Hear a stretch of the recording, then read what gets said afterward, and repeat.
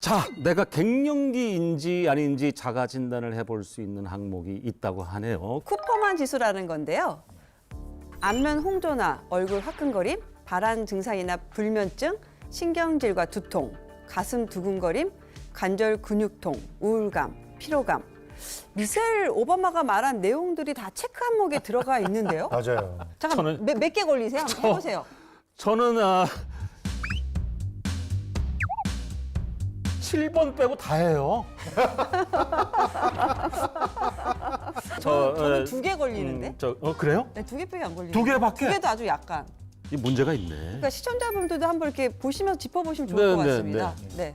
놀란 게 이런 증상들이 4년에서 7년 정도 지속될 수 있다고 하니까 이거 생각만 해도 좀 아찔하거든요. 그러네요. 이런 일 때문에 병원에 오시는 분들도 계시죠?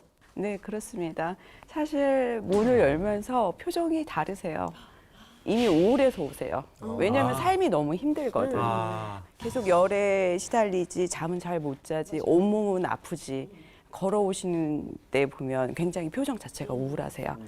들어오시면 이제 겪는 시점은 개개인이 다르기는 하는데 일상생활의 리듬이 너무 깨져서 힘들어하세요. 그렇게 오시구나. 네. 제 주변 지인분들 가만히 생각해 보니까 네. 그 여성분들 나이 한 40대 중후반 분들이 이런 얘기를 많이 나눴던 것 같더라고요. 보니까. 대한민국 여성들이 평균적으로 이제 완경되는 나이가 49.7세라고 하거든요.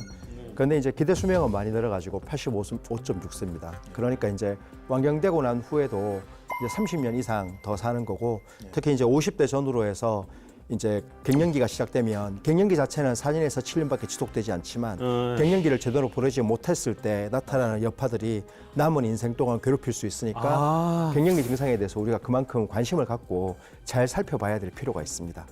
자, 근데 그 선생님들 얘기를 이렇게 들어보니까 이 갱년기가 오는 이유, 결국에는 이게 다 나이가 들어서 어쩔 수 없이 오는 건지 이유가 궁금하네요. 나이가 들어서죠. 왜냐하면 이제 여성들은 나이가 들면 특별한 질병이 없어도 난자 수가 점점 줄어들거든요. 근데 사실 이 난자가 생성되면서 배란이 되면서 여성 호르몬이 생성이 되는 거기 때문에 여성 호르몬의 생성 기능도 급격하게 감소하게 됩니다. 그래서 이것이 갱년기가 시작되는 원인이 돼요. 그래서 여성 호르몬은 정말 많은 것에 관여하는데 그중 중요한 기능 중 하나가 우리 몸의 체온을 조절을 하는 겁니다. 그런데 갱년기 이후에 여성 호르몬이 급격하게 줄어들면서 그 조절 능력도 떨어지기 때문에 사소한 자극에도 온도 변화를 심하게 느끼게 되는 거죠. 그래서 수족 냉증이나 안면 홍조 그리고 식은땀이 나는 이유도 이런 것이라고 볼 수 있습니다. 그러니까 여성 호르몬이 줄어드는 게 문제였네요. 아, 진짜 이 호르몬. 전 진짜 호르몬의 노예가 되고 싶지 않았거든요. 진짜로. 근데 어쩔 수 없네요. 근데 이 그거 말고 또 다른 문제는 없나요?